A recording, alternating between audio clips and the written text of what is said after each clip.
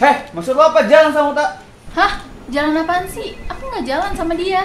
Banyak alasan lo. Ini apa? Enggak, sumpah. Itu cuma urusan kantor. Alah. Video tadi merupakan contoh kekerasan dalam pacaran. Kekerasan dalam pacaran kian marak terjadi. Kekerasan dalam pacaran tidak hanya kekerasan dalam fisik, tetapi juga kekerasan dalam verbal, digital, maupun ekonomi. Dalam catatan akhir tahun 2019, terdapat 2073 kasus kekerasan dalam pacaran. Lalu, bagaimana hukum terkait kekerasan dalam pacaran? Secara umum, tindak pidana terhadap tubuh manusia yang diatur dalam Kitab Undang-Undang Hukum Pidana disebut dengan penganiayaan. Mengenai arti dan makna dari penganiayaan itu tersendiri, banyak perbedaan dari para ahli hukum dalam memahaminya. Namun, secara umum, penganiayaan dapat diartikan dengan perbuatan yang dilakukan secara sengaja untuk menyakiti atau mengakibatkan luka pada tubuh orang lain. Penganiayaan dalam Kitab Undang-Undang Hukum Pidana terdiri dari beberapa macam. Yang pertama adalah penganiayaan biasa. Penganiayaan biasa ini diatur dalam pasal 351 Kitab Undang-Undang Hukum Pidana. Selanjutnya ada penganiayaan ringan.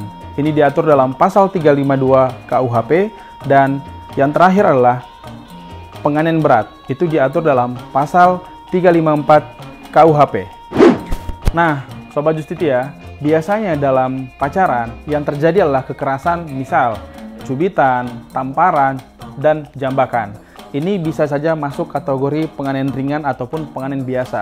Namun tidak jarang bisa menjadi penganiayaan berat. Tergantung nanti saat teman-teman melakukan laporan apabila menjadi korban dari berdasarkan hasil penyelidikan dari kepolisian.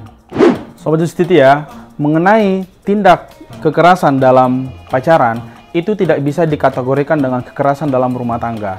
Jadi, bagi Sobat Justitia, apabila ada rekan atau bahkan Sobat Justitia sendiri yang menjadi korban dalam penganiayaan dalam pacaran, itu bisa masuk dalam tindak pidana penganiayaan yang diatur dalam Kitab Undang-Undang Hukum Pidana. Sobat Justitia, kalau kamu menjadi korban kekerasan dalam pacaran, kamu bisa lakukan tips sebagai berikut. Pertama, datang ke kantor kepolisian setempat untuk membuat laporan. Yang kedua, silakan persiapkan bukti ataupun saksi untuk mendukung laporan. Misal seperti visum et repertum terkait tindak pidana kekerasan yang telah kamu alami. Yang ketiga, kamu harus memastikan kamu sudah menerima tanda bukti lapor dari kepolisian agar kamu bisa melakukan follow up terhadap kasus yang sedang kamu laporkan. Nah, Sobat Justitia, semoga tidak ada satupun dari Sobat Justitia yang menjadi korban kekerasan dalam pacaran atau bahkan menjadi pelaku dari kekerasan dalam pacaran tersebut. Jangan ditiru ya.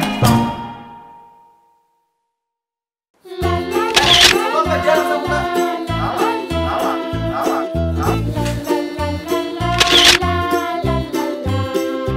Dan